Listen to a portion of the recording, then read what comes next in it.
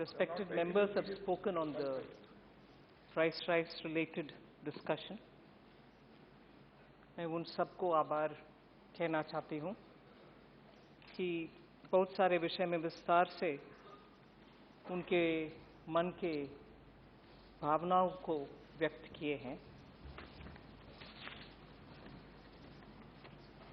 But let me, without undermining some of the points that many members have said, I find it was more a discussion on the political angles of price rise rather than actually data-driven concerns about price. इसीलिए मेरा जवाब भी थोड़ा politically मैं देने की कोशिश कर रहे हैं. इसीलिए किसी मेंबर को ठेस पहुंचाने के लिए नहीं, एट द सेम टाइम जवाब सुनकर के ये क्या है, राजनीतिक भाषण दे रही हो. राजनीतिक भाषण सुनना ही पड़ेगा. ठीक है जी. लोग कहते हैं महिलाओं के लिए ही टीवी सीरियल बनाई जाती है. आप उसे बदल दो. सफल महिलाओं से सफलता का पाठ पढ़िए. फ्रीडम ऐप को अभी डाउनलोड कीजिए.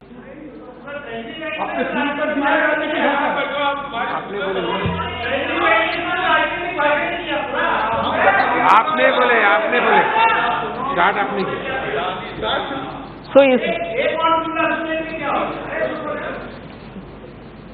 सो इस बीच में ऐसे इंटरप्शन आना भी मुझे कुछ दिक्कत नहीं है sir.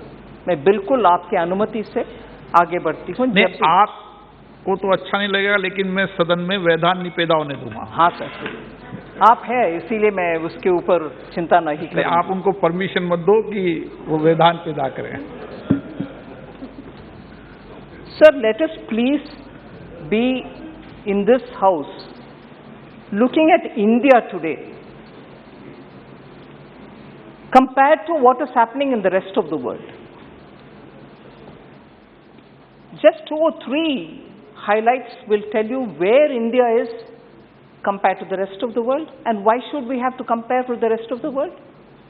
Because whether it was in 2008 or usse pehle, we've never seen a calamity of this kind, a pandemic of this kind, and coming out of the pandemic, even as all of us were trying to make sure that people in our constituencies, people in our states, people in our area are given that extra help, each at our own level. I recognize that everybody, members of parliament and also state governments, have all played their role.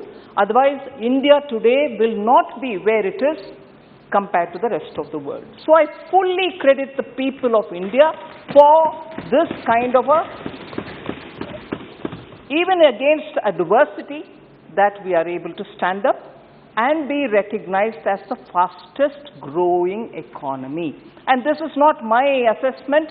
Repeatedly in the last 2 years, both World Bank, IMF and many other agencies are periodically giving an estimate of what the global trade is going to be like, what the growth of the global GDP is going to be like, and also recasting their assessment about what the world's growth is going to be, and by country what the assessment is going to be. And each time when they have reviewed, when they've downgraded the global growth, when they have reassessed, saying no, it is not as we thought 6 months ago, it is worse, it is getting worse. In each of these times,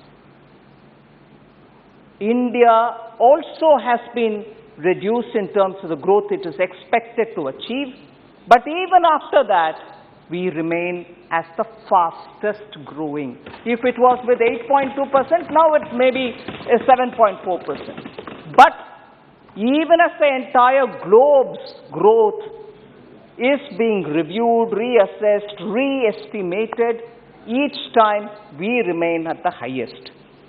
So, it is important for us to, first of all, as Indians, appreciate that our people have gone through this pandemic, Delta wave, Omicron wave, and after that the way in which global value chains have hit us, but in spite of that, because of the various steps taken by the government and also by the Reserve Bank of India, we are remaining much better than most countries. I think we...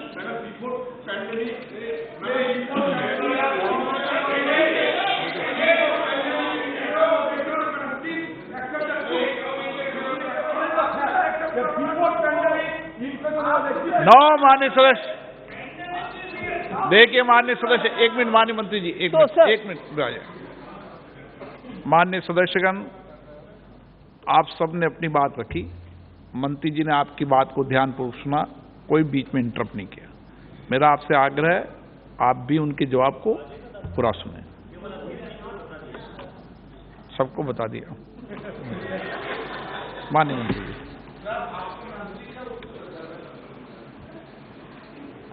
So, globally, when the situation is really like this, and every agency after agency is assessing the situation by country, and repeatedly in their assessment, India has remained the highest, I think this House, irrespective of the party differences, will have to feel proud for this country and its people.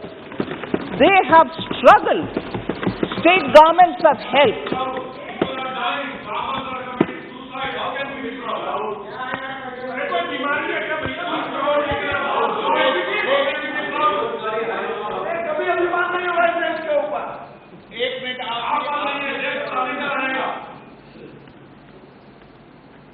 And it is exactly this, sir.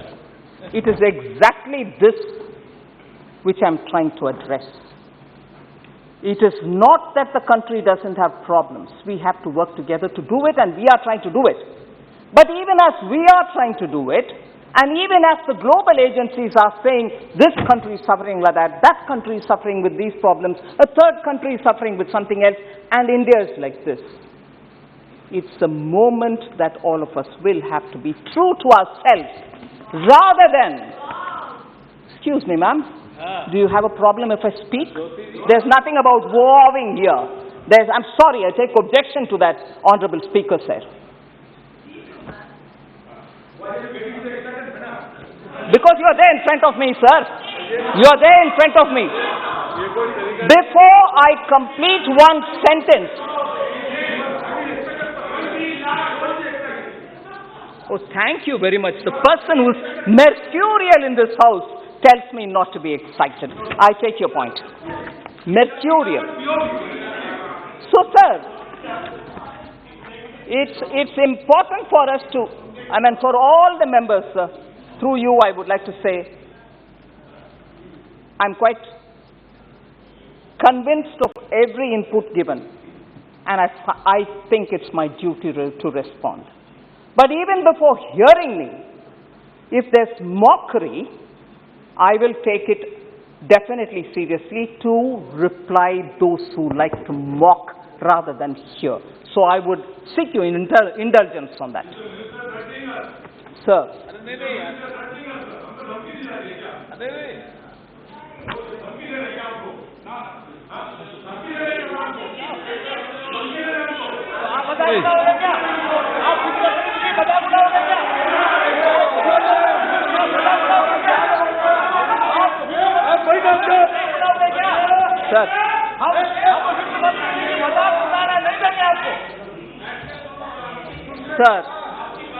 Sir, this is why I want to say this to you. When there can be interruptions which are serious, and when there are mocking tone coming from there, I reserve my right as a member of this House to reply to those. And if that is treated as dumpty, what should be the first one which comes? Treated as mocking or dumpty? Oh, thank you. Otherwise, I wouldn't be... all right, in that House or this House. Dada, you're always very keen on coming up with things which are not so relevant for the conversation. एक minute, मैं सभी माननीय सदस्यों से फिर आग्रह करूंगा कि आप बैठे बैठे टिप्पणी न करें, और माननीय मंत्री जी इनकी बेटी टिप्पणी को आप सुने नहीं, क्योंकि कोई रिकॉर्ड में नहीं जा रहा है। और ये मैं अपेक्षा करूंगा बेटे बेटे को टिप्पणी न करें, नहीं तो मुझे नाम से पुकारना पड़ेगा।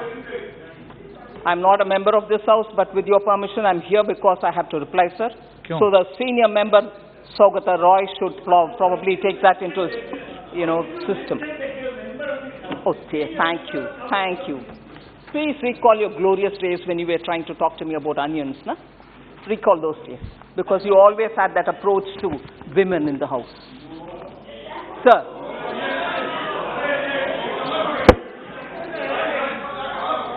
आप बोलिए ना,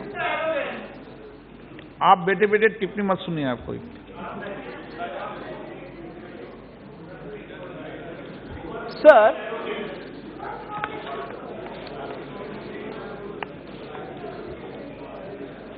Sir, the GDP of the US fell 0.9% in the second quarter, following a 1.6 decline in the first quarter, marking a start of what they call themselves an unofficial recession. There were some members who were saying, even Adirji mentioned, are we going into a stagflation? And will the finance minister please reply? I will first of all start with the last speaker, but the leader of the opposition here. There is no question of India getting into recession or stagflation. Adirji, you please be assured there is no question of us getting into either a stagflation or, like the US, they may say technical recession, whatever. Please, Mani Sadash, please, no. Sir, it is not just me, sir. No. A Bloomberg survey, which was done by economists, sir, has said that zero probability of India slipping into recession. So it's not just me saying. There is zero probability of India slipping into recession, even though there are several major economies who are in substantial risky positions of getting into recession. So again, because we are comparing, start with comparing things which are happening globally and also position myself in telling about India. Bank and bank's health are equally important for looking at the economy and its situation at any point in time. Compared globally, 4,000 banks in China are reportedly on the verge of going bankrupt. I want that to be taken cognizance of by the honorable members. In India, the gross non-performing assets, the NPAs, of scheduled commercial banks has hit a 6-year low of 5.9% in FY22. So China, 4,000 odd banks are on the verge of going bankrupt and our NPAs are improving. Sir, again on government debt. Government debt is one of the important criteria with which you measure the economy. The debt to GDP ratio of many countries are in triple digits. And that includes Japan, Greece, Italy, Bhutan, Singapore, US, Portugal, Spain, France, Sri Lanka, and Canada. Whereas the central governments very consciously have controlled its debt, and it is at 56.29% of the GDP at the end of 21-22, compared to 59.9% pegged in the revised estimates for that year. So even from the revised estimates, we have brought it further down. So even when comparing the general government debt, which means the center and the states, India is in a far better position than its peers. According to the IMF data, it's not me saying it, with a general debt to GDP ratio of 86.9, which includes both center and states. So I just want to draw the attention of members. So globally, if the situation is pandemic, Russia, waves, second wave, third wave, and the Ukraine conflict and the disruption in the supply chain, if globally each country is in this situation, India's position, I've just given you some few comparisons. Today, sir, this morning, we have announced the GST collection for the entire month of July. July 22, we have garnered the second highest level ever since the introduction of the GST, which is 1.49 lakh crores. Second highest. And compared to the last year, this is one of the highest amounts. This year in April, you may be aware, I'd like to gently remind, in April 2022, it was 1.67 lakh crores, which was the highest reached. Now we've got in July 22, the second largest, which is 1.49. This is the fifth consecutive month that collections have been above 1.4 lakh crores. GST collections have been above 1.4 lakh crores consecutively for 5 full months. So the Manufacturing Purchasing Managers Index, which has also come out only in the morning, I think, and it is at 8 months highest number of 56.4 for July. So the trend for output and new orders are strengthening, so the economy is really getting even more robust. The PMI rose from 53.9 in June, I said it is 56.4 in July, well above the 50 level, which is what shows it separates that there is no addition if it is below 50, but it has remained at 50 level, separating growth from contraction for a 13th month in a sequence. So India's 8 infrastructure sector, all of them grew in double digits for the second consecutive month in June. Data released for the month of June showed the core sector grew at 12.7% in June year on year. So strictly speaking, sir, Indian economy in every one of these aspects is showing very positive signs.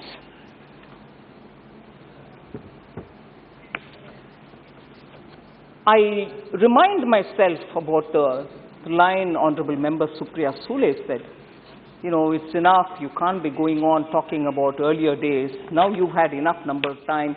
She compared also very untypically to a married woman who enters the house. She gets to be a part of that house and you don't anymore say we are new, whereas what has been there and all that.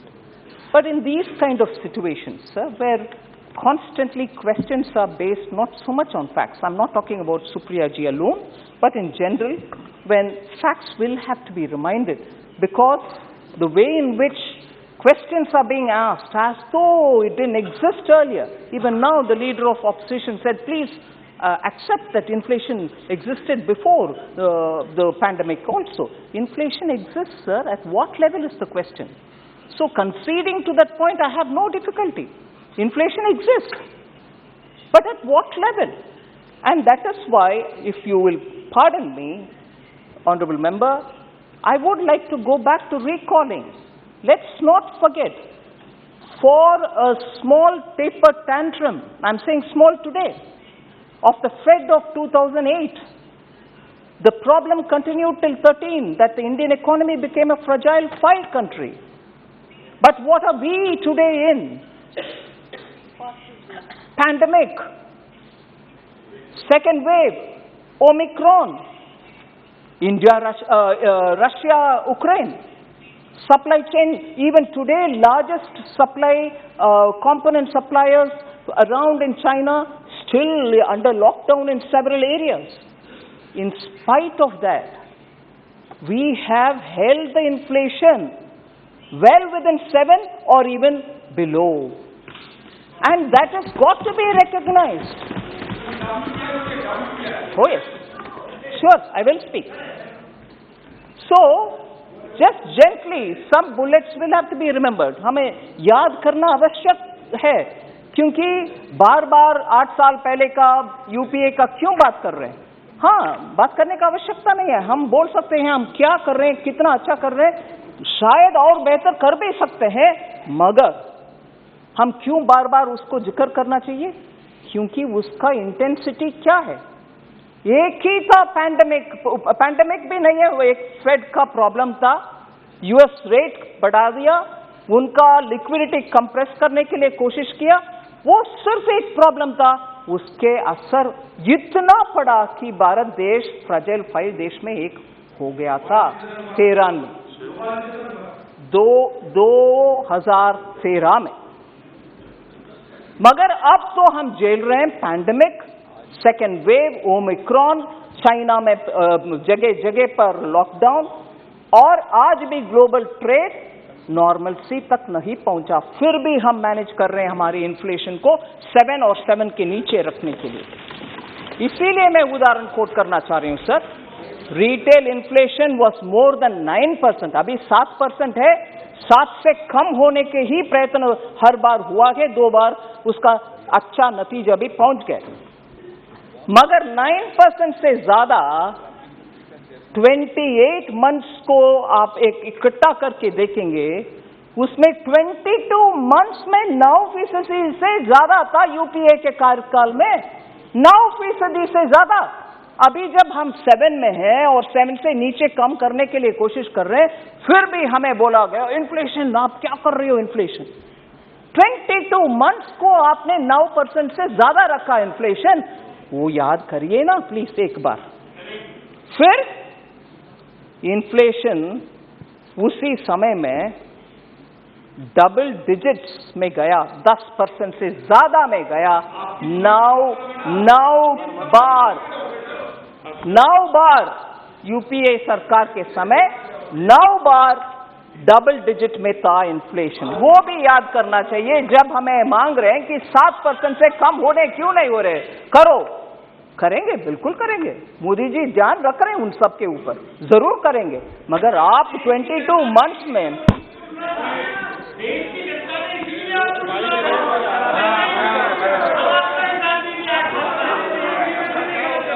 Danish जी आप उठकर सही प्रश्न पूछे।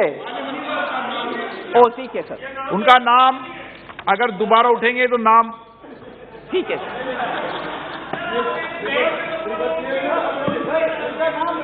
Lead कर दो sir. तो इसीलिए हमें चुना, इसीलिए मोदी जी को वोट मिला, और इसीलिए कि वोट भी मिला, स्टेबल गवर्नमेंट भी मिला, 7% से नीचे ही रख रहे हैं हम इन्फ्लेशन को। जो जनता के ये एक्सपेक्टेशन था उसके अनुसार वोट दिया, उसके अनुसार ही हमारा डिलीवरी भी हो रही है। सो याद रखना चाहिए सर, इतना तेज आकर के नहीं क्या चल रही है, 7%, 22 मंथ्स 9% से ज्यादा, 9 बार डबल डिजिट इन्फ्लेशन, ये करने वाले सरकार थोड़ा सोच समझ करके हमारे ऊपर आरोप डालना चाहिए, ठीक है। सो इससे ज्यादा मैं इन्फ्लेशन के ऊपर और बोल सकती हूं सर, मगर समय भी हो रहा, आगे बढ़ती हूं। अरे 7 से कम हो रही है जी, बिल्कुल बिल्कुल। हाँ।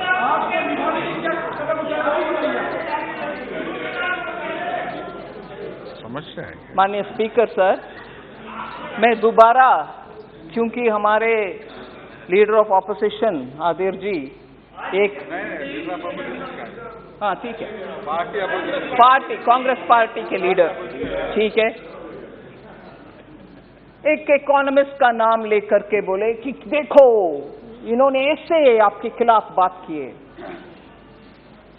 सर इनको आदत है एक आध इकोनॉमिस्ट का ही नाम लेंगे, बाकी दुनिया में इकोनॉमिस्ट का नाम नहीं लेंगे। हाँ, उनके आदत है, और ये भी है कि उन्हीं इकोनॉमिस्ट के बारे में, उनका टिप्पणी के बारे में ही जिक्र करते रहेंगे, जैसे अभी एक इकोनॉमिस्ट का नाम लिए। मगर कौशिक बासु जी के नाम लिए, और हाँ रघुराम राजन भी है, क्योंकि वो उन्होंने बोल दिया, मैंने सोचा एक बार रघुराम राजन जी का बयान एक बार ध्यान दिलाएंगे। हाँ हाँ, वो भी सही बात है। खुद अधीर रंजन जी इकोनॉमिस्ट है, बहुत बड़ा economist.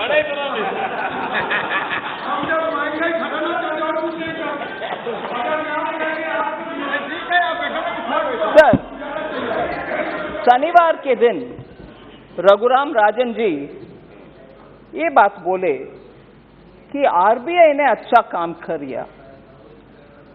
RBI has done a good job in increasing the foreign exchange reserve in India, insulating India from problems being faced by neighboring countries such as Pakistan and Sri Lanka. So Pakistan, Sri Lanka का जो problems है, वो problems हमें नहीं होने देना चाहिए। ऐसे करके RBI ने अच्छा काम किया है, ये उनका टिप्पणी। और ये भी है, differentiating India from its vulnerable neighbors, Sri Raghuram Rajan further added that New Delhi is less indebted, calling it a good sign. मैंने अभी debt to GDP figures पढ़ा, numbers भी पढ़ा आपके सामने, उसका रघुराम राजन जी भी जिक्र कर रहे हैं, जो न्यू दिल्ली के सरकार डेट को कम रखना अच्छा काम किए हैं। और भी किए माननीय, प्लीज एक मिनट मंत्री जी, एक मिनट। माननीय सदस्य, एक मिनट।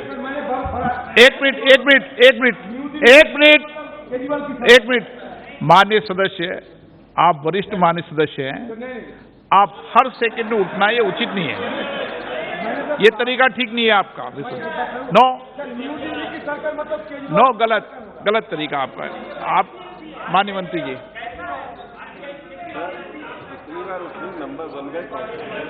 सर रघुराम राजन ने ये भी कहा है, we have sufficient foreign exchange reserves, RBI has done a good job in increasing the reserves, we are not having problems like Sri Lanka and Pakistan, our foreign debts are also less. इतना स्पष्ट बोले। No please, तरीका ठीक नहीं है बिल्कुल। आप मंत्री जी उनकी बात पे मत कहिए, मैं देख रहा हूं सब चीज। ठीक है। और इन्फ्लेशन के ऊपर बहुत चिंता कर रहे हैं आदिर रंजन जी। रघुराम राजन दोबारा इस विषय में क्या बोले? At present, there is inflation all over the world. RBI is increasing interest rates, which will help in reducing inflation. Most inflation is in food and fuel. As we can see, food inflation is coming down in the world and will decrease in India also. Sir, ये RBI के तरफ के assessment Raghuram Rajan ji ने बोला, और उससे ये भी समझ में आ रही है कि इंडियन इकोनॉमी कहाँ है और इन्फ्लेशन भी भारत देश में कम ही हो रही है। मगर but of course he did not say about measures we have taken from the government, from the Ministry of Finance, to reduce the cost of imports on, say, like edible oil, masoor dal and so on. मैं उसको जिक्र करना चाह रही हूं sir.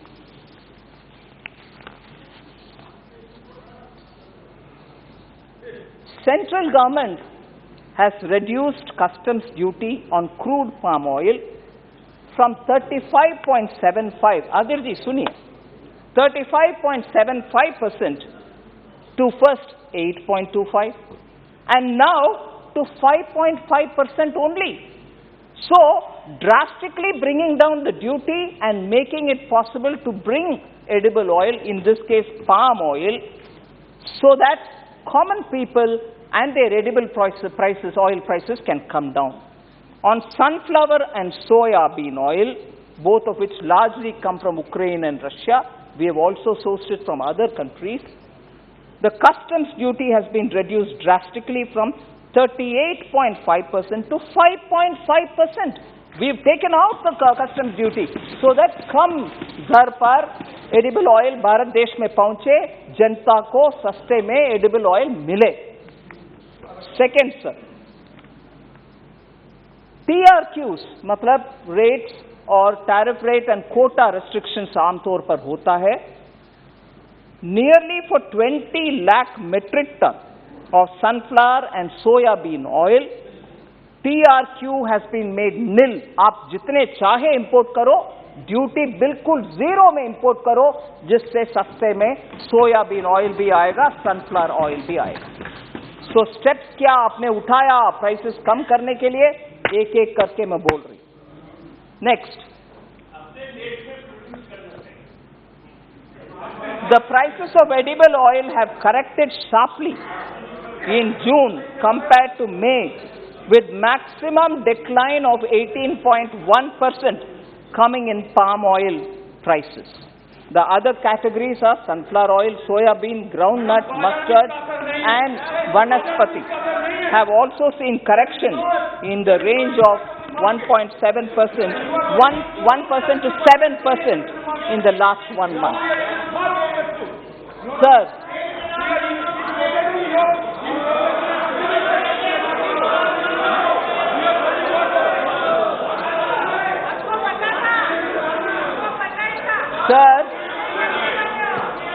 मुझे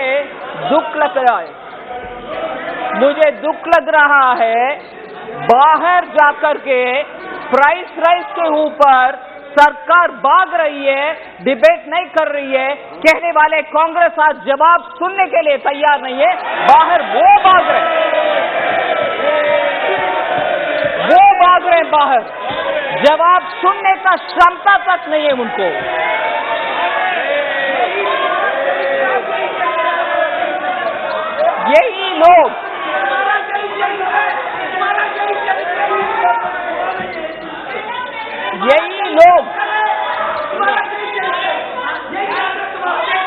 यही लोग पिछले एक सप्ताह से करो बहस.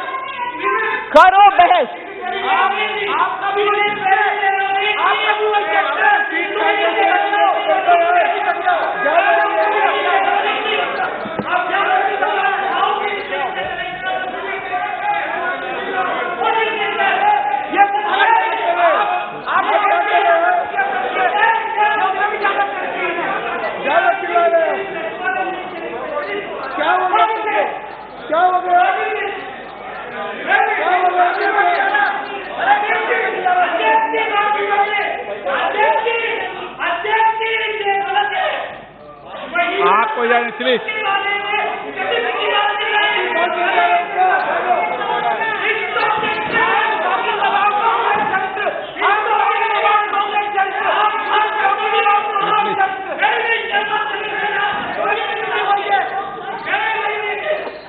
माननीय मंत्री जी, what have I done?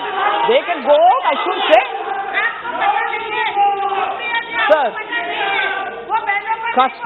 customs duty on masoor has been reduced.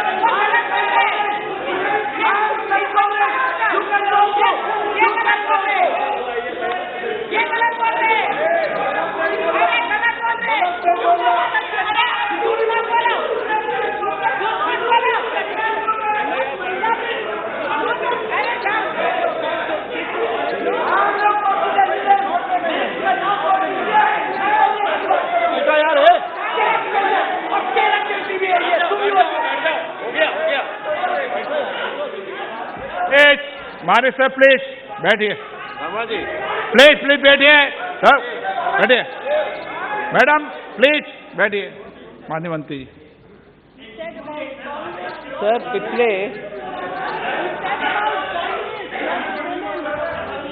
पिछले पूरे सप्ताह सर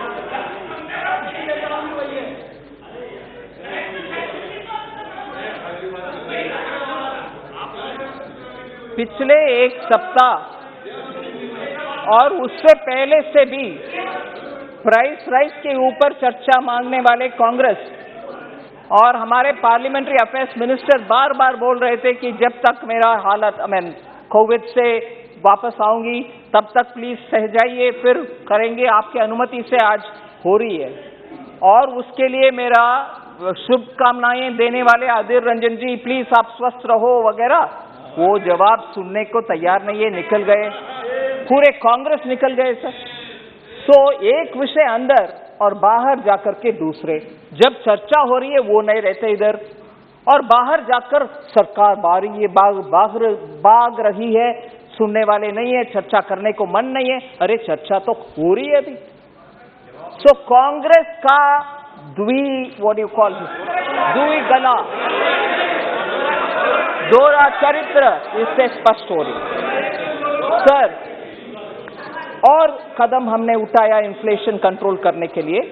मसूर दाल का कस्टम्स ड्यूटी भी जो 30% तक था इंपोर्ट करने की, क्योंकि दलहन का बहुत ही सपोर्ट हम दे रहे हैं, किसान हमारे देश में दलहन अच्छा उत्पादन करें, इसलिए हाई ड्यूटी था 30%। मगर आज क्योंकि हमें दलहन भी चाहिए, मसूर दाल चाहिए, इसीलिए वो 30% से लेकर के आज 0 में आ गया है। मसूर दाल इंपोर्ट कर सकते हैं, सस्ते में मिलेगा। फिर डिस्टर्ब, आप सीनियर मेंबर, नो माननीय मंत्री जी, ठीक है। नो नो नो, ऐसे बीच में नहीं, आप माननीय मंत्री, आप sir so that is why sir, नहीं ठीक है, ठीक है।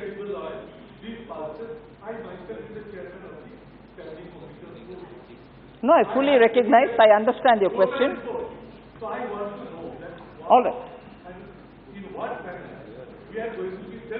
All right. सर, आज का इस परिस्थिति में, क्योंकि इन्फ्लेशन को कम करना है, तुरंत करना है, पिछले 2-3 साल से प्रधानमंत्री जी दलहन के लिए, तिलहन के लिए बहुत ही सारे कोशिश कर रहे हैं, हर स्टेट में हर मंत्री के साथ बात करके इसको विस्तार करने के लिए और उत्पादन विस्तार करने के लिए। फिर भी क्योंकि आज हम प्राइस के विषय में चर्चा कर रहे हैं और तुरंत हमें जनता को सस्ते में पहुंचाना चाहिए, इसीलिए इंपोर्ट को अलग कर रहे हैं। इसका मतलब ये नहीं है हमारे किसान के खिलाफ हम जा रहे हैं। हमारे किसान को जितने भी प्रोत्साहन देना है, जितने भी बोनस वगैरह देना है दलहन और तिलहन के लिए, वो जरूर करेंगे। Sir, similarly customs duty on steel was Pinaki ji raised an issue, I will address that. Further, customs duty was also exempted on iron and steel scrap, while customs duty was also rationalized on copper scrap. ये क्यों important है? MSME का raw material में उनको prices high जाने में, उनको उनके बिजनेस करने में बहुत ही दिक्कत था, उनका रिप्रेजेंटेशन बहुत मिला, इसीलिए उनके रॉ मटेरियल सस्ते में मिलने के लिए कस्टम्स ड्यूटी इन सभी प्रोडक्ट्स के ऊपर हटाया गया। फिर customs duty has also been exempted on coal, met coke, coking coal and ferro निकल।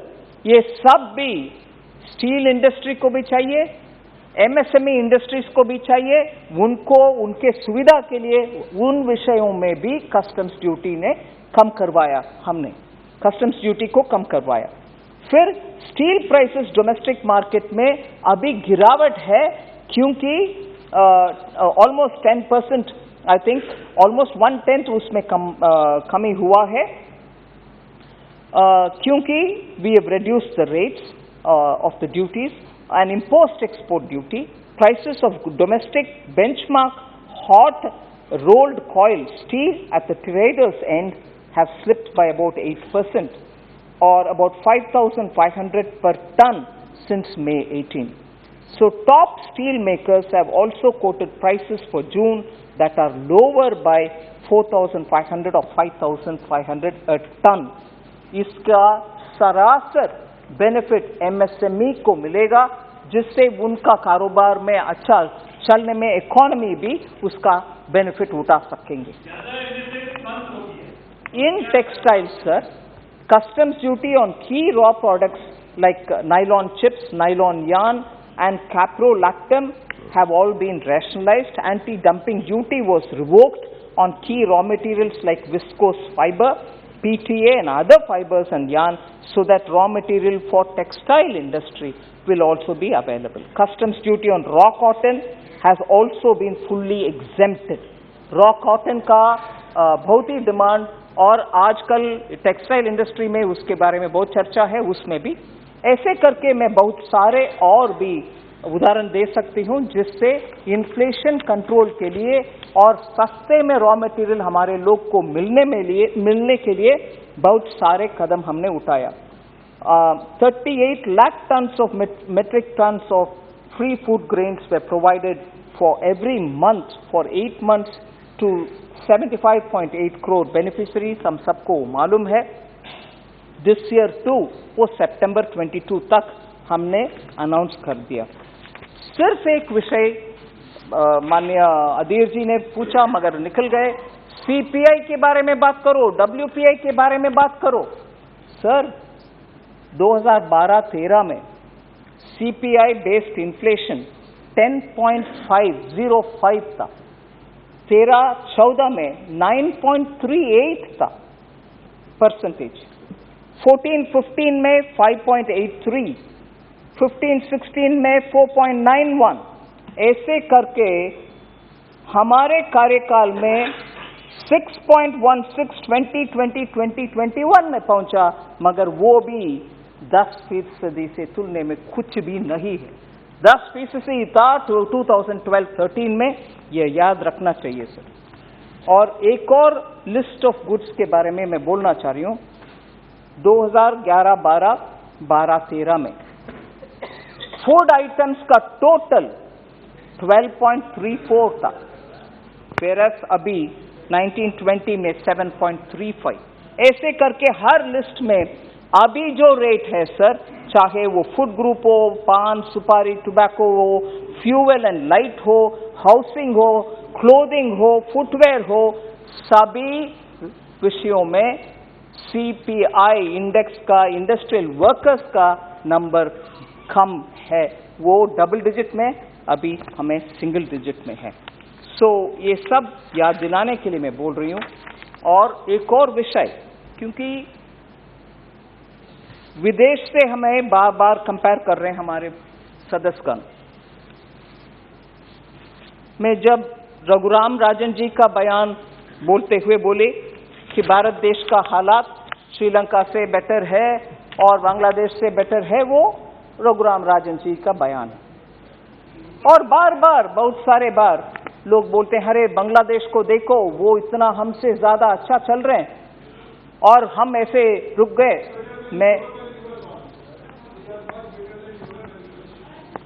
मैं सिर्फ एक आध सच्चाई इस हाउस के सामने रखना चाहती हूं सर. बांग्लादेश का आज आईएमएफ के सामने 4.5 बिलियन का लोन डिमांड कर रहे हैं क्योंकि उनका बैलेंस ऑफ पेमेंट प्रॉब्लम है.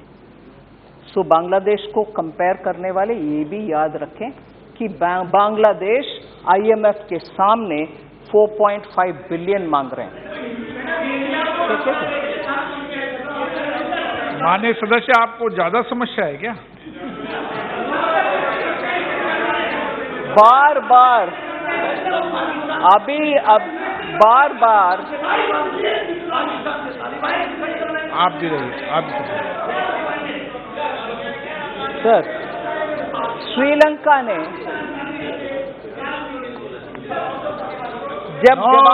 जब जवाब मिल रही है सर, और उस जवाब से ये पता चल रही है कि भारत देश का हालात बहुत बेहतर है.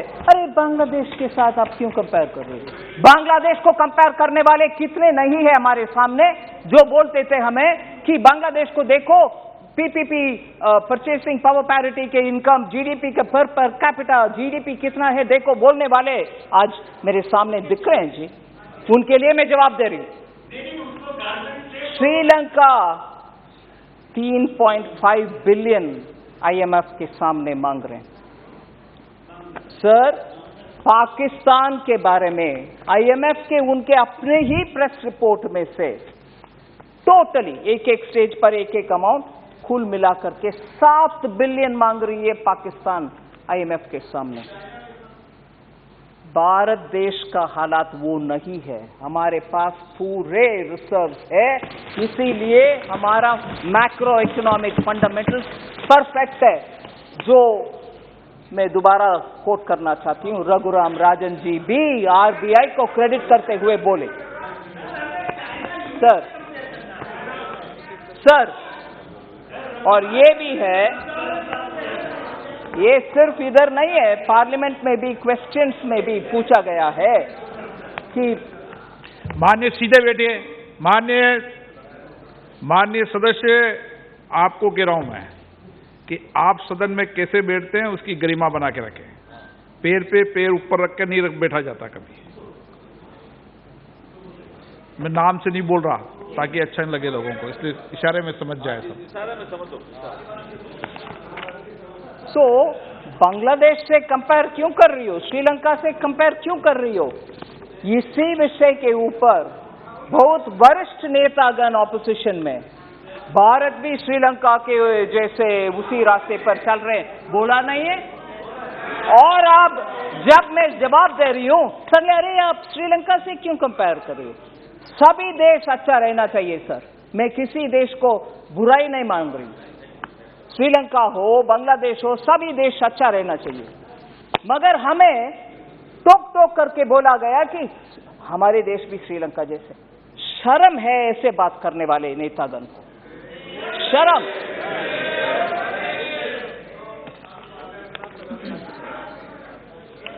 सर ये भी बोला गया, व्हाट हैपेंड?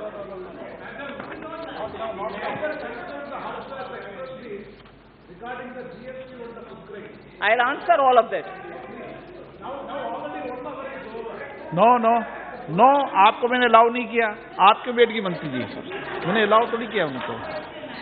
सर मुझे तो सभी प्रश्न, मुझे दुख हो रही है सर, मुझे दुख हो रही है कि 5 घंटे चल सकते हैं विवाद और डिस्कशंस, मगर जवाब थोड़ा लंबा चौड़ा हो गए 1 घंटा, वो भी वरिष्ठ। कम ऑन प्रेमचंद्र जी, मैं जवाब दे रही हूं हर एक पॉइंट के लिए सर, लंबा हो रही है, मैं क्या करूं? इतने सारे विषय उठाया, उसका जवाब देना है कि नहीं देना है? ये भी बोला गया कि आप आज का हालात में और डिमोनेटाइजेशन से कंपेयर करते हुए अभी भी लिक्विडिटी ज्यादा है इकोनॉमी में, आपने ये ऐसे कर दिया वैसे कर दिया। मैं बोलना चाह रही हूं सर, लॉकडाउन के समय और उसके बाद आत्मनिर्भर भारत के अनाउंसमेंट के समय मुझे बहुत सारे लोग सुझाव दिए कि प्रिंट करो करेंसी, प्रिंट करके सबको बांटो, जनता को न्याय करो, उनके हाथ में पैसा रखो। ये सब आया सर। हाँ? मुझे वो सब बोल करके सर, ये सब बोल करके अभी लिक्विडिटी देखा कि कितना हो गए, डिमोनेटाइजेशन से अभी तक लिक्विडिटी इतना हो गए, आपने प्रिंट करा इसीलिए। सॉरी, डेटा लीजिए, फैक्ट्स के अनुसार हाथ में रख के बात करिए।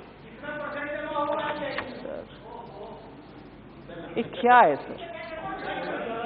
सर 2018-19 में इंडिया में 22% था sir, as a percent of GDP. ये मैं सेंट्रल बैंक का बैलेंस शीट के बारे में बात कर रही हूं, जिससे समझ में आता है कितना प्रिंटेड है वगैरह।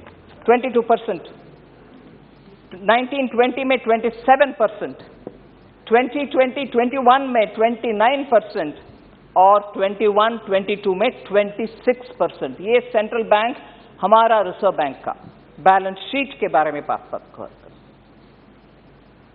यूएस से कंपेयर करिए, बांग्लादेश श्रीलंका क्या चीज है, यूएस से कंपेयर करिए। बोलने वाले को प्लीज ये गौर से सुने। आप तो मुझे सुना दें, उनको मत सुना।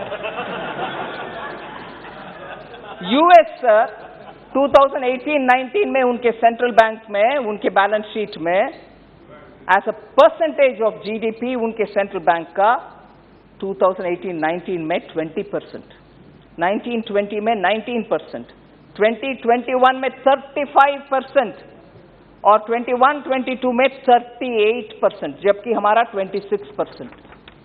और यूरोजोन 2018-19 में 39%, 19-20 में 39%, 20-21 में 42% और 21-22 में 67% सर।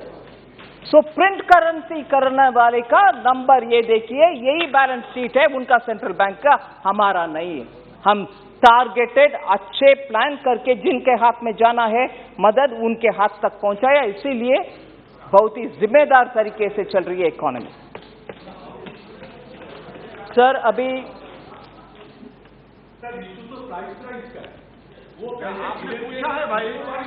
सर मनीष तिवारी जी ने बहुत सारे विषय उठाया।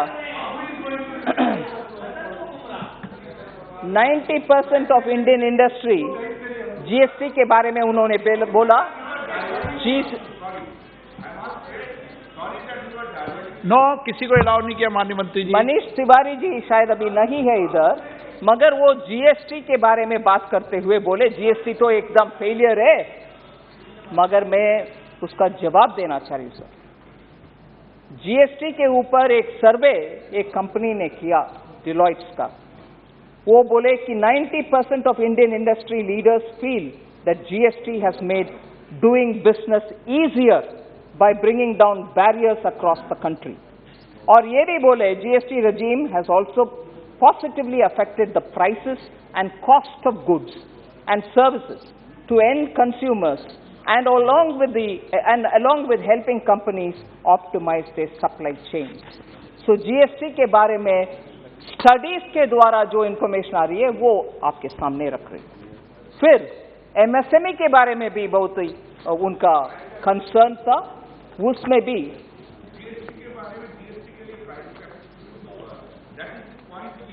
माननीय मंत्री जी जीएसटी एमएसएमई के ऊपर मैंने बोल दिया कि क्या क्या तरीके से उनको रॉ मटेरियल सस्ते करने के लिए कोशिश कर रहे हैं। और ये भी मैं बोलना चाह रही हूं, पैंडेमिक के समय emergency credit liquidity guarantee scheme उनको दिया, दैट हैज सेव्ड, एंड ये एसबीआई का रिसर्च से आए हुए फैक्ट्स है। 13.5 lakh MSMEs worth 1.8 lakh crores have been saved from slipping to be NPAs. 13.5 lakh MSMEs को 1.8 lakh crore रुपया पहुंच करके उनको सर्वाइव करने का चांस दिया गया है। This is equivalent to 14% of the outstanding MSME credit being saved from becoming NPA. Sir, so RBI data भी एक है सर जो उनको उपयोगी होगा उनको जवाब देने के लिए। टोटल ये बात बार बार उठाया गया कि आपने पेट्रोल डीजल में बहुत कमा रहे हैं, सेस के द्वारा कमा रहे हैं, इतने कमा दिया, वो चला गया कहाँ मालूम नहीं हो रही है, स्टेट्स को कम हो रही है। मैं आरबीआई का डेटा कोट करते हुए आप सबके सामने विषय रखना चाहती हूं।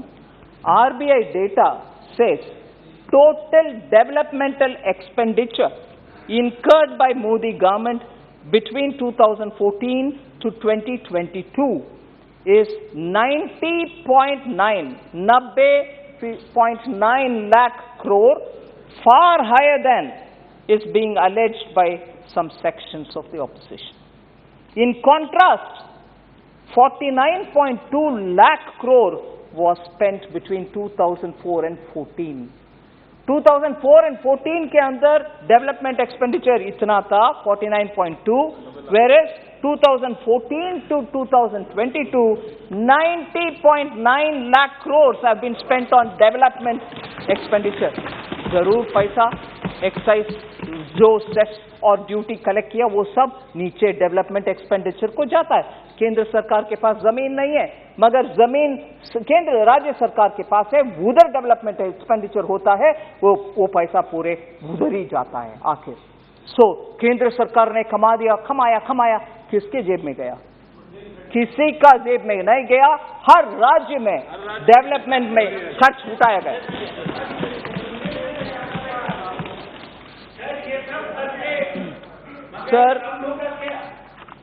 सर ये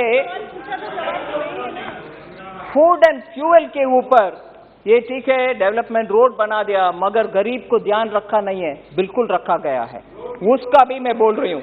expenditure incurred by our government includes 24.85 lakh crore spent on food and fertilizer and fuel and 26.3 lakh crores on capital creation. Over the 10 years of UPA, only 13.9 lakh crores was spent on subsidies. ये बार बार हमें बोलते हैं मनरेगा में ये कर दिया, कुछ और में ये कर दिया, गरीब के लिए कुछ नहीं किया। आपके 10 साल में 13.9 लाख ही खर्च किया आपने करोड़। हमने 24.85 lakh crore on food, fuel and fertiliser किया और 26.3 लाख ऑन कैपिटल क्रिएशन किया है। सर,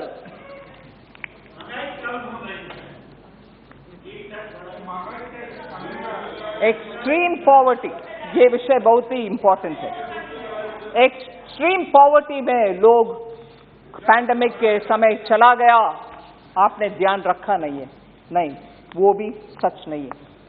यूएनडीपी के रिपोर्ट आया है सर, जिसमें वो स्पष्ट बोल रहे हैं कि while soaring food and energy prices can push up to 71 million people around the world into poverty, the UNDP report said that chances of those in India, particularly those who are earning $1.9 per day, slipping into poverty due to this upturn would be 0.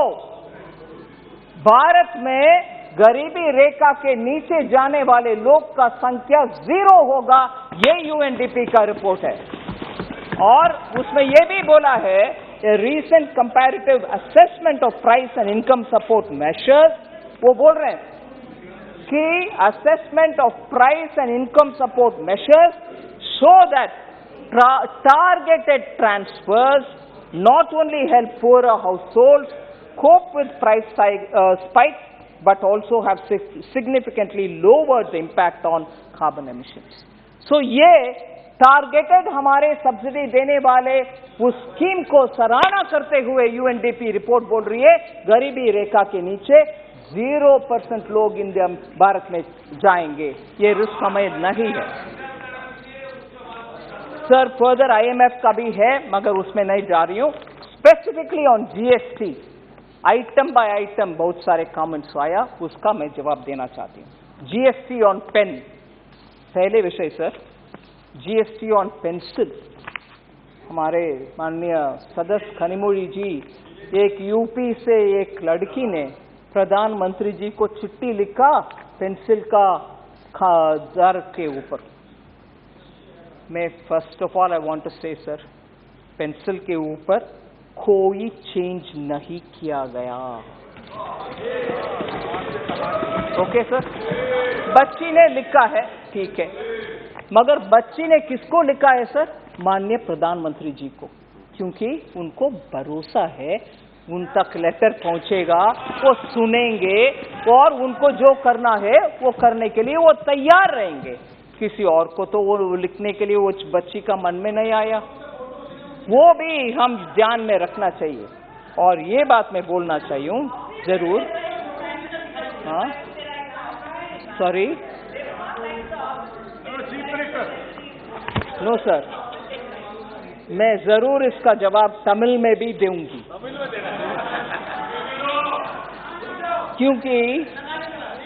क्योंकि हाँ लगा लीजिए, क्योंकि sir बहुत ही passionately खनिमोड़ी जी बहुत विषय उठाया।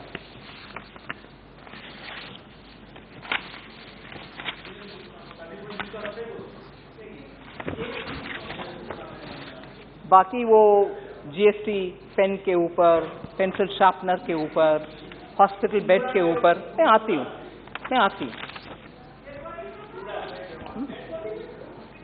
हाँ हाँ, क्रिमेटेरियम के ऊपर भी आती हूँ सर।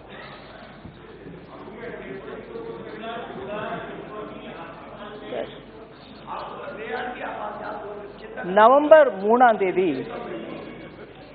2021 பெட்ரோல் மீது இருக்கக்கூடிய வரியை 5 ரூபாய் குறைச்சாரு மோடி ஐயா. டீசல் மீது இருக்கக்கூடிய வரியை 10 ரூபாய் குறைச்சார். அதே மாதிரி மே 2021 அது நவம்பர் 2021 மே 2022 மத்திய அரசு திரும்பவும் பெட்ரோல் மேல இருக்கக்கூடிய வரி 9 ரூபாய் 50 பைசா குறைச்சாங்க. டீசல் மேல 7 ரூபாய் குறைச்சாங்க. அதே நாள் எல்பிஜி உஜ்வலா கஸ்டமர்ஸ்க்கு 200 ரூபாய் மானியம் கொடுக்கறதாவும் அனௌன்ஸ் பண்ணாங்க.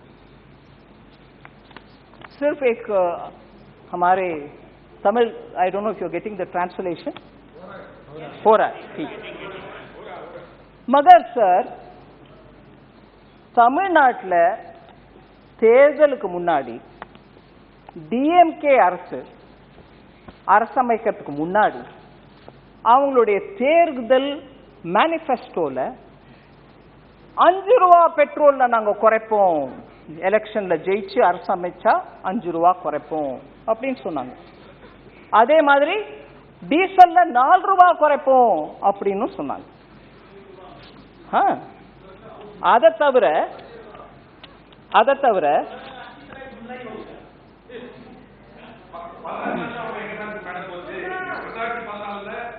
Sir I am continuing sir state government அதே மாதிரி Sir, I am not allowed to talk. I don't want interruption. State government அதே மாதிரி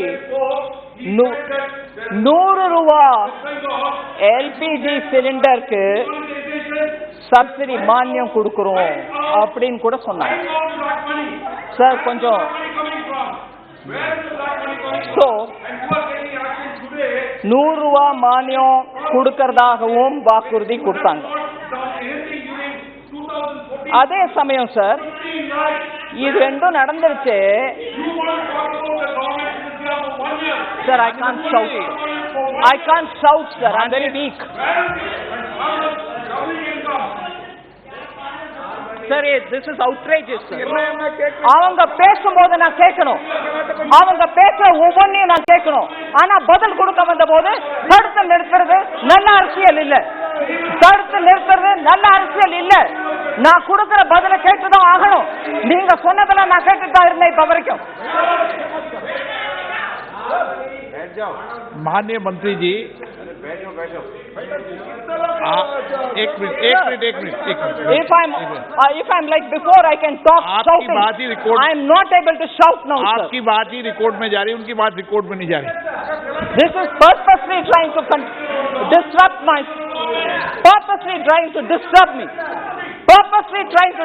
me because I'm telling the truth. If they have objection, they should speak afterwards. Thank you.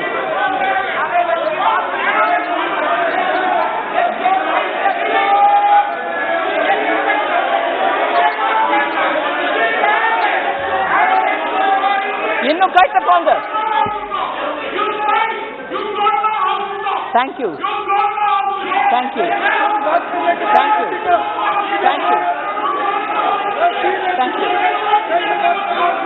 Sir, ये what is it sir? ये क्या है sir?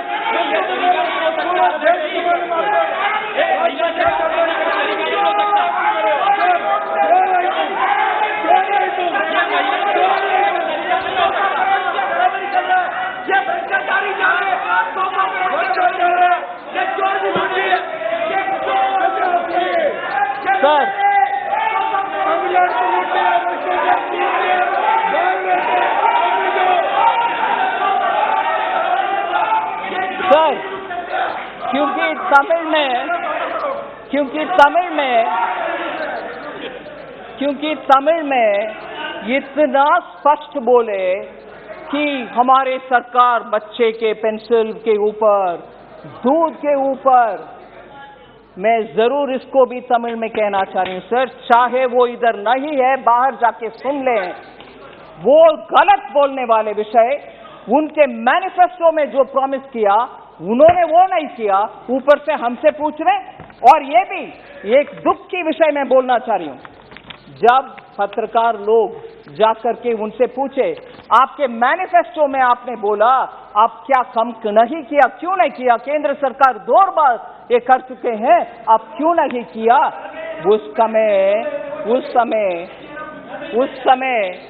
उस समय எங்க மத்திய அரசு குறைச்சிட்டாங்க வரிய, நீங்க ஏன் குறைக்கல, ஒரு தரம் இல்ல 2 முறை குறைச்சிட்டாங்க, நீங்க ஏன் குறைக்கலன்னு கேட்டதுக்கு அவங்க அமைச்சர் சொல்றாங்க பதில், நாங்க ஏதாவது டேட் சொன்னோமா, நாங்க சொன்னோம் அவ்வளவுதான், क्या हमने कुछ डेट दिया है क्या, we said it, that's all, तारीख नहीं बोला ना जब कट करेंगे।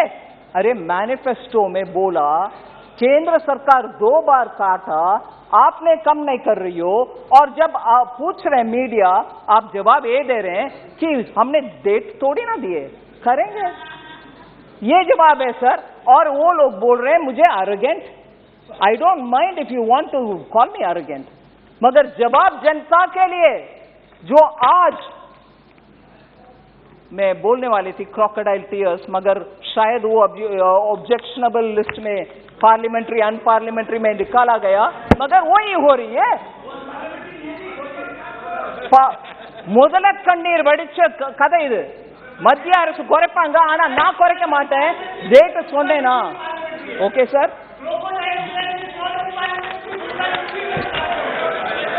और दूसरा सर ये भी वो लोग बोले, और वो भी उनके हाउस में भी बोले कि डीजल का तो हम करने के लिए बोले, मगर हम कर नहीं सक रहे हैं क्योंकि हमारे पास कितने लोग डीजल उपयोग कर रहे हैं नंबर नहीं है, इसीलिए हम जो वायदा दिया कम करने के लिए वो कर नहीं पा रहे हैं, इसीलिए कि हमारे पास नंबर नहीं है। सो आखिर कुछ भी कटौती नहीं हुई, केंद्र सरकार के द्वारा 2 बार कटौती होने के बाद भी वो कम नहीं किए, और आज खड़े होकर के हमसे बार बार पूछ रहे कि पेट्रोल, डीजल, एलपीजी को भी सब्सिडी देने के लिए बोले कि हम नहीं देंगे। सो மத்திய அரசு மேல குற்றச்சாட்டு வைக்கிறதுக்கு முன்னாடி நீங்க உங்க வாக்குறுதியை ஏன் நிறைவேற்றலன்றதை எடுத்து சொல்லணும்। 2 முறை நாங்க குறைச்ச பிறகு கூட நீங்க குறைக்கல, और इवन वर्स आज पाल वेला कुறைஞ்சு जास्ती பண்ணிட்டீங்க, दूध के ऊपर आपने डाल दिया जीएसटी, कहने वाले तमिल डीएमके के नेतागण को मैं पूछ रही हूं, मान लीजिए हमने क्लियरली बोले ब्रांडेड दूध के ऊपर लगेगा, लूज में दूध खरीदो कुछ जीएसटी नहीं है, और केंद्र सरकार को इतना टिप्पणी करने वाले डीएमके सरकार क्या किया है सर, वो ब्रांडेड आइटम्स के ऊपर मैं बोल रही हूं, लूज के ऊपर तो कुछ नहीं कर सकते, उसके ऊपर टैक्स नहीं है। ये लीजिए, मान लीजिए 1 केजी का दही खरीदना है, डीएमके को बता रहा है तो उनकी भाषा में बता। हाँ, மத்திய அரசு மேல இவ்வளவு கோமா ஜிஎஸ்டி போட்டுட்டீங்கன்னு சொல்ற டிஎம்கே, பிராண்டட் ஐட்டம்ஸ்க்கு மேல தான் டாக்ஸ் போட்டிருக்காங்க ஜிஎஸ்டி கவுன்சில், அது மத்திய அரசு போடல, மோடி ஐயா போடல, ஜிஎஸ்டி கவுன்சில் உங்க மந்திரியும் உட்கார்ந்து இருக்கக்கூடிய ஜிஎஸ்டி கவுன்சில் தான் நிர்ணயம் ஆச்சு, அதுல 5% தான் பிராண்டட் ஐட்டம்ஸ்க்கு மேல வரி போடணும்। இன்னைக்கு பப்ளிக்கா நியூஸ் பேப்பர்ல வந்திருக்க ஐட்டம் உங்களுக்கு முன்னாடி வைக்கிறேன், 1 கேஜி தயிர் வாங்கினா 100 ரூபாய் பழைய ரேட்டு, அதுக்கு மேல 5% டாக்ஸ் போட்ட பிறகு அது 105 ரூபாய் ஆகணும், ஆனா நீங்க என்ன விலைக்கு விக்கிறீங்க, 120, 5% ஜிஎஸ்டி கவுன்சில் போட சொல்லிச்சு, ஆனா நீங்க எவ்வளவு போடுறீங்க, 1। ரெண்டாவது லஸ்ஸி, அதாவது இனிப்பா இருக்கக்கூடிய மோர் 27 ரூபாய்க்கு விற்க வேண்டியது பழைய ரேட்டு, 5% ஜிஎஸ்டி டாக்ஸ் போட்ட பிறகு பிராண்டட் ஐட்டம் போட்ட பிறகு அது 28 ரூபா 35 காசா இருக்கணும். ஆனா நீங்க 30 ரூபாய்க்கு விற்கிறீங்க. ஜிஎஸ்டி மேல பழி போட்டுட்டு நீங்க ஹையர் ரேட்ட போடுறீங்க, மக்களுக்கு பாரம் சுமத்துறீங்க. அதே மாதிரி பட்டர் மில்க், மோர், அதே மாதிரி மோர் 10 ரூபாய்க்கு விற்க வேண்டியது மோர், அது மேல 5% டாக்ஸ் போட்டா அது 10 ரூபா 50 காசு ஆகணும். 12 ரூபாய்க்கு இன்னைக்கு விற்கிறீங்க. இன்னைக்கு அது எப்படி நியாயம்? ஜிஎஸ்டி கவுன்சில் மேல போட்டுக்கிட்டு நீங்க அதிக விலைக்கு விற்கிறீங்க, படி ஜிஎஸ்டி மேல. ஆனா ஜிஎஸ்டினா மத்திய அரசுன்னு சொல்றீங்க. மத்திய அரசு இல்ல, உங்க அமைச்சரும் தான் உட்கார்ந்து இருந்தாரு அதே ஜிஎஸ்டி கவுன்சில்ல. ஏகமானதாக எல்லாரும் சேர்ந்து யுனானிமஸா எடுத்த டிசிஷன். இதுல புதுசா ஏழைகளுக்கு கஷ்டம் கொடுக்கறதுக்கு ஒண்ணுமே பண்ணல சார். சோ ஒவ்வொரு ஐட்டம்லயும் ஜிஎஸ்டி கவுன்சில் 5% போடுங்க பிராண்டட் ஐட்டம்ஸ்க்கு மேலன்னா, நீங்க 5%க்கு மேல போட்டுட்டு ஜிஎஸ்டி கவுன்சில் மேல பழி சொல்றீங்க. இது தப்பு.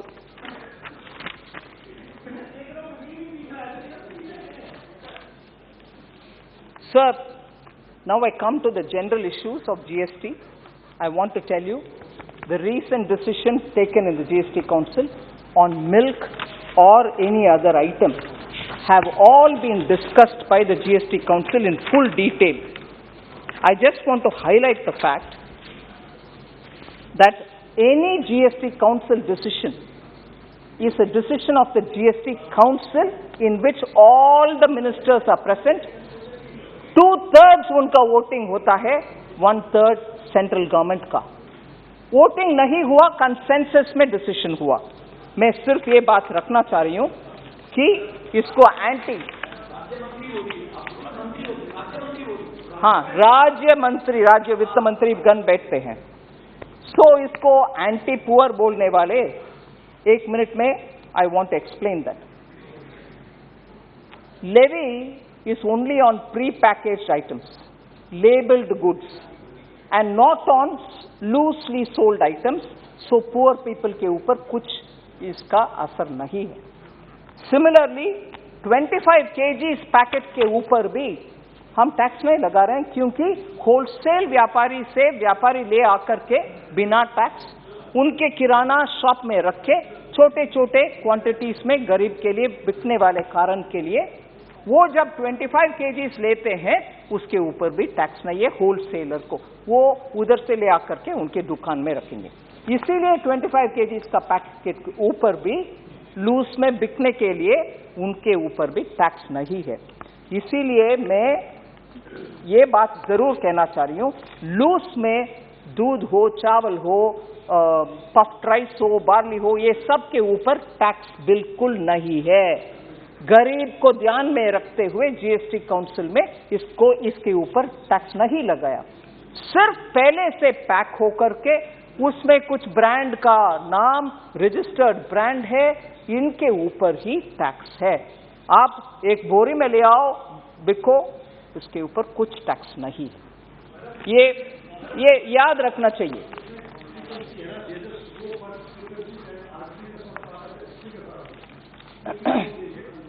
There is no discrepancy and every minister has sat through it.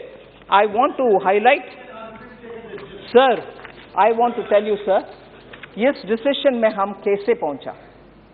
इसमें 3 लेवल पर डिस्कशन हुआ. फिटमेंट कमेटी में अधिकारीगण बैठते हैं, उसमें राजस्थान से भी अधिकारी है, वेस्ट बंगाल से भी अधिकारी है, तमिलनाडु से है, बिहार से है, उत्तर प्रदेश से है, कर्नाटका से, महाराष्ट्र से, हरियाणा से, गुजरात से, ये सब अधिकारीगण बैठते हैं. उसके बाद ये लोग के इंफॉर्मेशन ग्रुप ऑफ मिनिस्टर्स के पास आती है.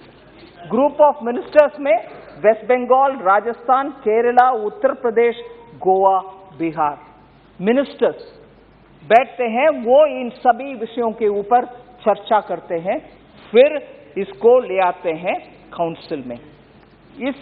इसमें जीएसटी काउंसिल में ग्रुप ऑफ मिनिस्टर्स दोबारा इसके ऊपर भी है. उसमें पंजाब, छत्तीसगढ़, राजस्थान, तमिलनाडु, वेस्ट बंगाल, आंध्र प्रदेश, तेलंगाना, केरला, इतने लेयर के चर्चा के बाद, ग्रुप ऑफ मिनिस्टर्स के बाद, दूसरा ग्रुप ऑफ मिनिस्टर्स के बाद निर्णय जब लेते हैं, इन सभी मंत्रीगण साथ बैठ करके एक भी आवाज ना नहीं बोले, सब माना कि ये करेक्शन करना चाहिए। ठीक है सर। सो टोटली एक भी डिफरेंस ऑफ ओपिनियन नहीं था। सुप्रिया जी इधर नहीं है अभी, वो बोले दूध का दूध होना चाहिए, पानी का पानी, बोलो कौन इनकार किया, कौन क्या कहा, कोई कुछ नहीं के हर लेवल में हाथ भर करके आया। इससे लीकेज कम करने के लिए हमने निर्णय किया, मगर लीकेज कम करने के बहाने में गरीब के ऊपर कुछ भी बोझ नहीं डाला। उनका पहले जैसे ही मिलेगा, सिर्फ ब्रांडेड आइटम्स के ऊपर ही हमने टैक्स डाले। सर, ये क्रिमेटोरियम के ऊपर, स्मशान घाट के ऊपर बात बोलते हैं और व्यंग से ये भी बोलते हैं कि अगले शव के ऊपर डालोगे क्या टैक्स। मुझे दुख लगता है ऐसे बयानबाजी करने वाले के ऊपर। उनके मंत्रीगण भी इधर बैठे हुए हैं जीएसटी काउंसिल में। कोई, मैं सिर्फ बैठ करके निर्णय नहीं करती, और जीएसटी काउंसिल में जो निर्णय होता है वो केंद्र सरकार के निर्णय नहीं है, जीएसटी काउंसिल के निर्णय है। और जब बात क्रिटिसिज्म करने के लिए चाहिए, वो लगा लो केंद्र सरकार और मोदी जी के ऊपर, जीएसटी में ऐसे कर दिया, जीएसटी में ऐसे कर दिया। जीएसटी काउंसिल में सभी प्रांतों का, राज्यों का मंत्रीगण बैठते हैं, सब इकट्ठा बैठ करके निर्णय लेते हैं। वो उनका निर्णय भी है, वो भी जा करके उनके बोलना है। मैं मत बरा इसमें, वो क्यों नहीं बोलते हैं? अंदर एक सहमत बरा दो और बाहर जाकर के केंद्र सरकार के ऊपर डाल दो। ये गलत है। अंदर तो 3 लेवल में आपने हां भरवाया, आज आकर के ये बात ऐसे पलट रही हो जैसे कि मोदी जी ने निर्णय लिया। जीएसटी काउंसिल में आप सब बैठे हैं जी। इसीलिए ये गलतफहमियां 2 विषय में जरूर समझती हूं मैं दूर करने का। क्रिमेटोरियम के ऊपर sir, there is no GST on crematorium, funeral, burial और ऑन मॉर्चरी सर्विसेज। ये कोई इन आइटम्स के ऊपर, crematorium, funeral, burial, mortuary service के ऊपर जीएसटी नहीं है। फिर भी वो गोल मोल करके वो डालेंगे और अगले शव के ऊपर भी डालोगे। अरे थोड़ा मन ऐसे बात करने में कैसे चलता है? They are fully exempt from GST. ठीक है सर, मगर अरे भैया आप ठहरो ना, आपकी इतना क्या जल्दबाजी है? जीएसटी क्रिमेटोरियम के संबंध में ये बात रखना चाह रही हूं। Construction that may be carried out for a crematorium, एक नया क्रिमेटोरियम बनाना चाहती हो, इलेक्ट्रिकल इक्विपमेंट ले आ रही हो, स्टैंडर्ड रेट उनके ऊपर बनाने वाले आइटम्स जो आता है उसके ऊपर लगाते हैं, क्योंकि वैसे भी उनका रॉ मटेरियल के ऊपर टैक्स भरकर ही आप ले आ रही हो। अगर इसमें टैक्स नहीं लगाते हैं तो बनाने वाले को नुकसान होगा, वो टैक्स क्रेडिट ले नहीं सकते हैं। इसीलिए क्रिमेटोरियम के लिए जब इक्विपमेंट्स ले आते हो उसके ऊपर टैक्स, क्योंकि वो बनाने वाले ऑलरेडी टैक्स पे कर चुके हैं, नहीं तो आपको नुकसान में आ जाएगा। सो ये समझना चाहिए, इसमें थोड़ा पलटवार करके, गोलमोल करके बेरहम बात करना, सब के ऊपर डालोगे क्या? अरे आपके मंत्री भी बैठे हैं जी उधर।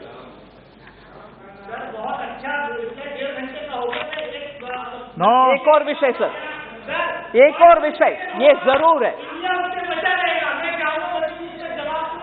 ये बोलते हैं कि चावल के ऊपर,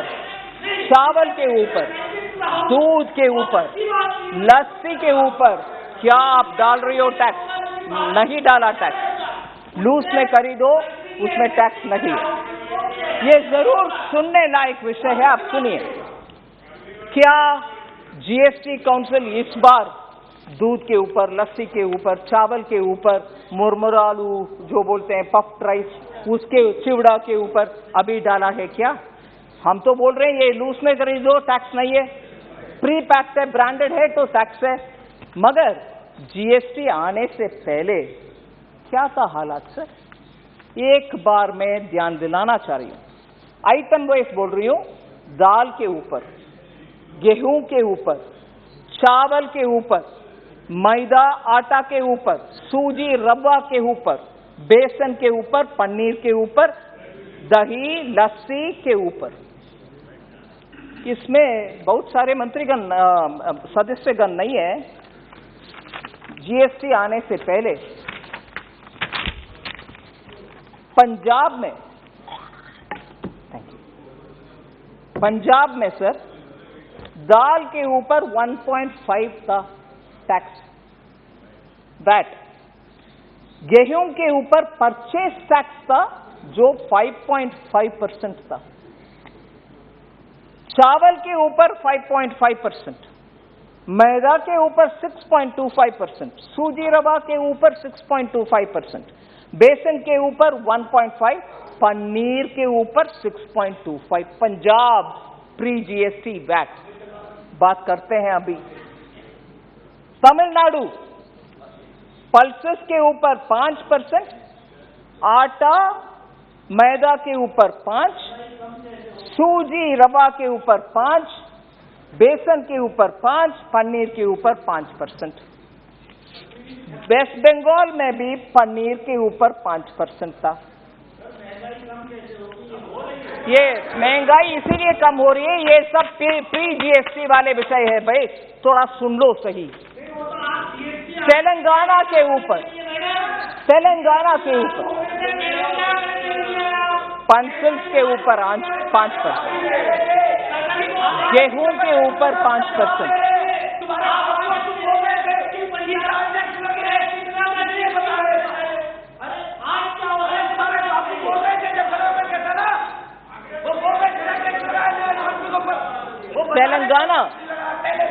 तेलंगाना में पल्सेस के ऊपर, दाल के ऊपर 5%।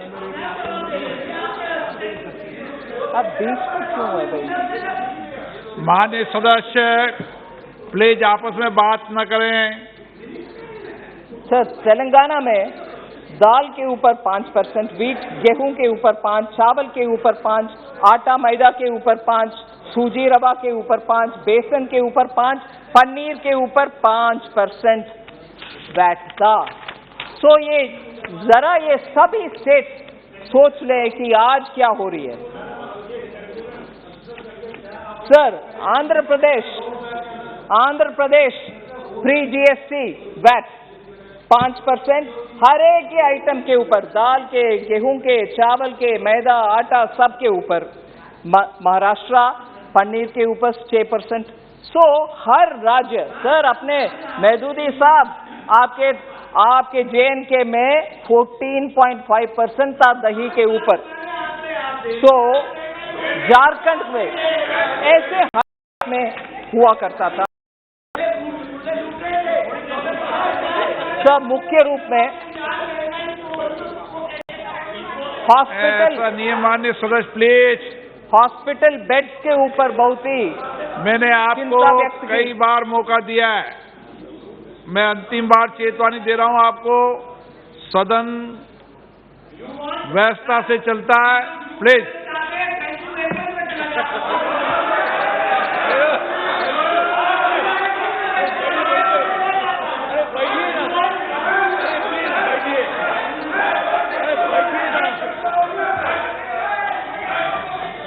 हॉस्पिटल बेड के ऊपर सर जीएसटी आईसीयू के ऊपर डाल दिया, हॉस्पिटल बेड के ऊपर डाल दिया।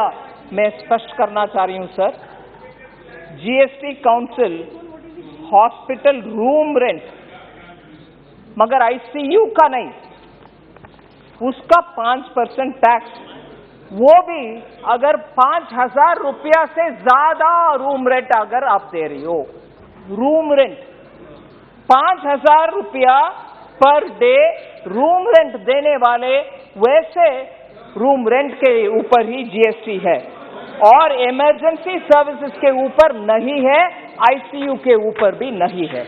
ये गलतफहमियां स्प्रेड ना करें सर। बहुत समय हो गए, फिर भी जीएसटी कॉम्पनसेशन के ऊपर भी एक विषय बोलना चाह रही हूं। समाप्त करूं क्या? जीएसटी नहीं चाहिए कॉम्पनसेशन? सर, कॉम्पनसेशन सेस 2026 तक एक्सटेंडेड है। सभी सेस जो स्टेट्स को देना है वो मई 22 तक, मतलब 22 मई तक दे दिया। इस बार बजटरी प्रोविजन भी 1.2 लाख करोड़ का कॉम्पनसेशन का हमने कर रखे हैं और 87,000 करोड़ उसमें से ऑलरेडी स्टेट्स को दे दिए। 14,000 crore interest on back to back loan जो हमने 2020 में लिया, उसका इंटरेस्ट रेट के लिए हमने दे रहे हैं। सिर्फ एक महीने का जीएसटी कॉम्पनसेशन पेंडिंग है, वो जून का। वो अभी तक हमने इसीलिए नहीं क्लियर किया क्योंकि बहुत सारे स्टेट से उनके एजी से सर्टिफाई होकर के सर्टिफिकेट हमें पहुंचा नहीं है। जब पहुंचेगा तब हम क्लियर कर देंगे उसको भी। के ऊपर पर्टिकुलरली तमिलनाडु ने बोले कि इतने सारे बाकी है वो दे दो। தமிழ்நாடுக்கு ஜிஎஸ்டியில் கொடுக்க வேண்டியது ஜூன் மாதம் ஒரே ஒரு மாதத்துக்கு தான் நிலுவையில் இருக்கு. அதுவுமே 2493 கோடி தான். அதை விட ஜாஸ்தி எதுவுமே இல்லை. ஒரு தமிழ்நாட்டுக்கு மாத்திரம் இல்லை, எல்லா ஸ்டேட்ஸ்க்கும் அது पेंडिंग। वो जून का कॉम्पनसेशन सर, वो हम जरूर एजी का सर्टिफिकेट आने के बाद दे देंगे। मैं बहुत सारे और विषय एटीएम के ऊपर भी बोले लोग, कैश हमारे पैसा निकालने में आप टैक्स कर रही हो।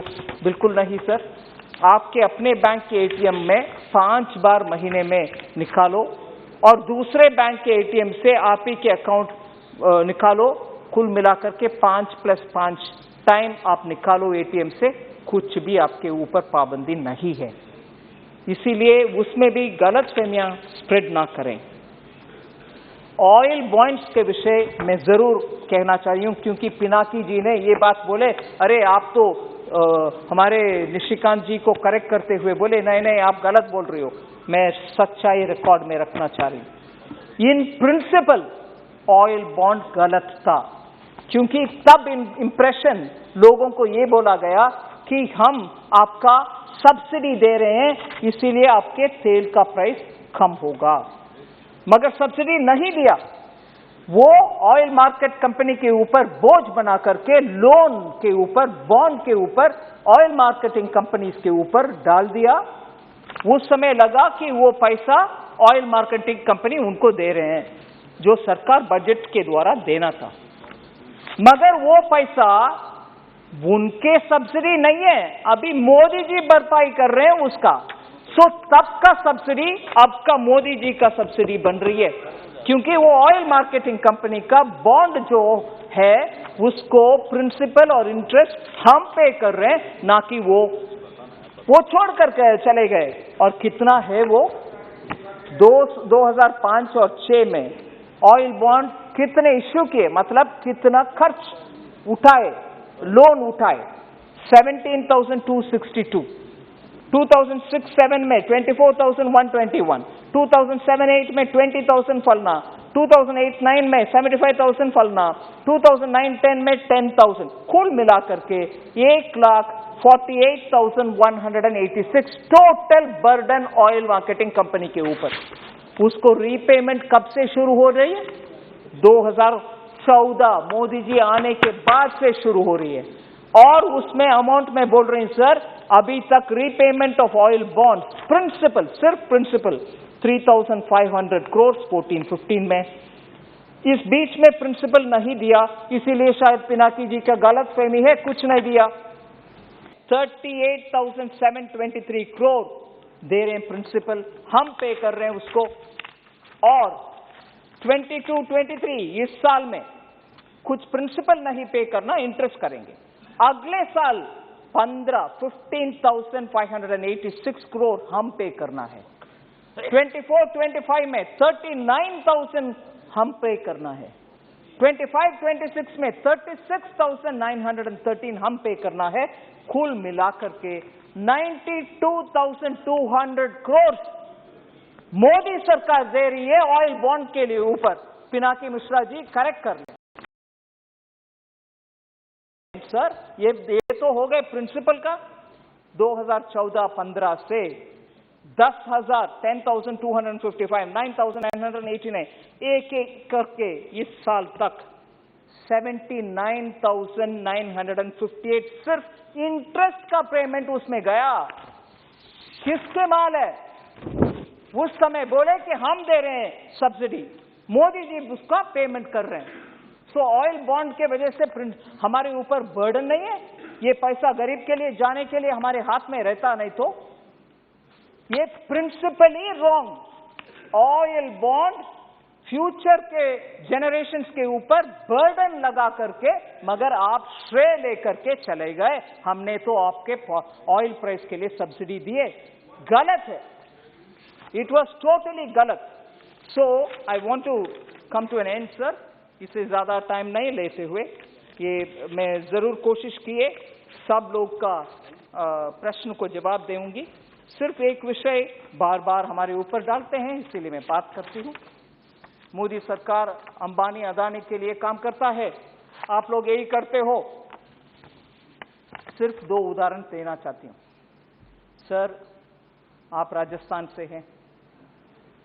सोलार प्रोजेक्ट राजस्थान में इस साल जून 11 तारीख 2022 में और इससे पहले दिसंबर 15, 2021 में 21 में अशोक गहलोत जी, मैं नाम ले रही हूं, क्षमा कीजिए, सीएम साहब है राजस्थान का, गलत नहीं है, उनको डिसीजन उनके कैबिनेट के द्वारा लेकर के 2,397 हेक्टेयर गवर्नमेंट ने लैंड दिया है अदानी रिन्यूएबल एनर्जी होल्डिंग के लिए।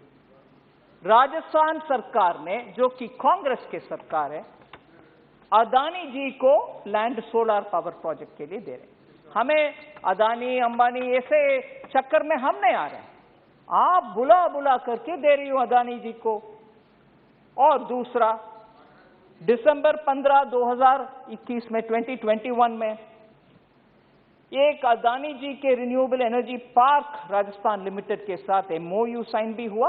1500 मेगावाट कैपेसिटी सोलर पार्क के लिए जॉइंट पार्टनरशिप है। ये सब क्यों बहुत ही महत्वपूर्ण है? दो विषय क्यों इतना इंपॉर्टेंट है?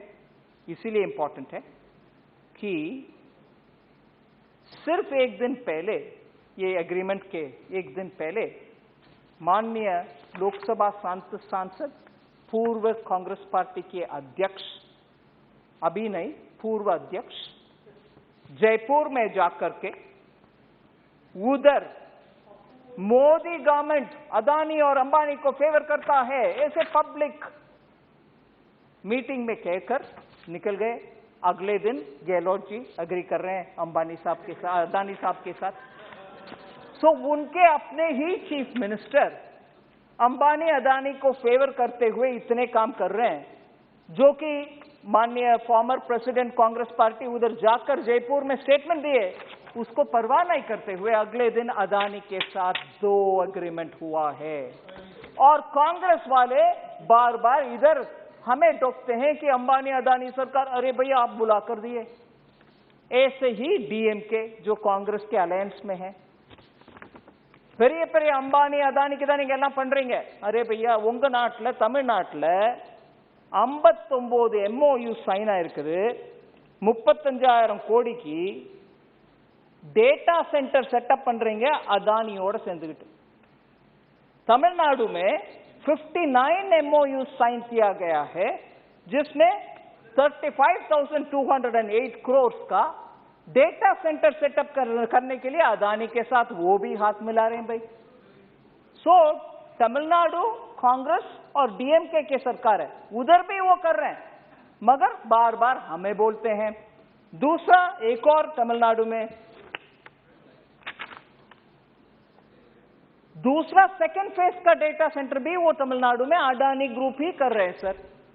सो जब याद दिलाते हैं कांग्रेस वाले हमें अदानी अदानी करके, ये सब उदाहरण उनके सामने रखना चाहिए, भैया ये कौन है। सो सर मैं ज्यादा नहीं दूंगी, बहुत आप टाइम दिया मुझे। ये सिर्फ इलेक्ट्रिसिटी ड्यूज के ऊपर माननीय प्रधानमंत्री जी खुद बात बोले कि ये फ्रीबीज का कल्चर से हम निकलना चाहिए। स्टेट्स को पैसा नहीं दे रहे, स्टेट्स को पैसा नहीं दे रहे बोलने वाले, कम से कम हमारे जनरेटिंग कंपनीज को, जेनकोस को, वैसे ही डिस्कॉम्स को, डिस्ट्रीब्यूशन कंपनीज को जो बकाया है वो क्लियर कर दें। वो लोग भी पावर जनरेट करके आपको कैसे देंगे, नहीं तो जनता को पावर चाहिए, इलेक्ट्रिसिटी, बिजली चाहिए, रोक सकेंगे क्या?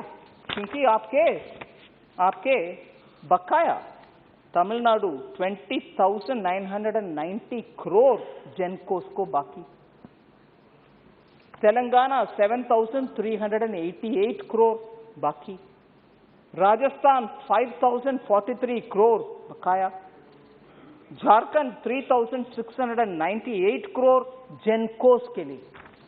डिस्कॉम्स को आए, तेलंगाना 11,935 करोड़, तमिलनाडु 3,677 करोड़, पंजाब 2,612 करोड़, राजस्थान 1,791 करोड़, केरला 1,278 करोड़। ये सब बकाया उनका है, स्टेट ये डिस्कॉम्स को, जेनको को देना है। ऐसे सब्सिडी भी देते हैं डिस्कॉम्स, वो सब्सिडी भी वापस नहीं दे रहे। वो रिसीवेबल के नाते डिस्कॉम्स के पास पंजाब से 9,000 करोड़, राजस्थान से 15,597 करोड़। ये सब बकाया कौन देंगे सर? छत्तीसगढ़ 2,699 करोड़। सो भारत के अर्थव्यवस्था के ऊपर अगर हम बात करते हैं, इन सभी दिक्कत के बावजूद भी, ग्लोबल दिक्कत, देश के अंदर दिक्कत, इन सभी दिक्कत के बावजूद भी हम फास्टेस्ट ग्रोइंग इकोनॉमी। जीएसटी के बारे में बात करने वाले बार बार मैं हाथ जोड़ करके पूछती हूं, मांगती हूं और समझाने के लिए कोशिश कर रही हूं। GST council constitutionally given body है जिसमें सभी स्टेट्स और केंद्र सरकार बैठते हैं। उसमें निर्णय मोदी जी नहीं करते, स्टेट्स का फाइनेंस मिनिस्टर सब बैठ करके करते हैं। उनके अपने राज्य में जाकर के वो सच्चाई बोलना चाहिए। नहीं बोलते, अंदर एक विषय बाहर दूसरे ना करना, ये भी मेरा विनम्र रिक्वेस्ट। और बहुत धन्यवाद। लोग कहते हैं महिलाओं के लिए ही टीवी सीरियल बनाई जाती है, आप उसे बदल दो। सफल महिलाओं से सफलता का पाठ पढ़िए। फ्रीडम ऐप को अभी डाउनलोड कीजिए।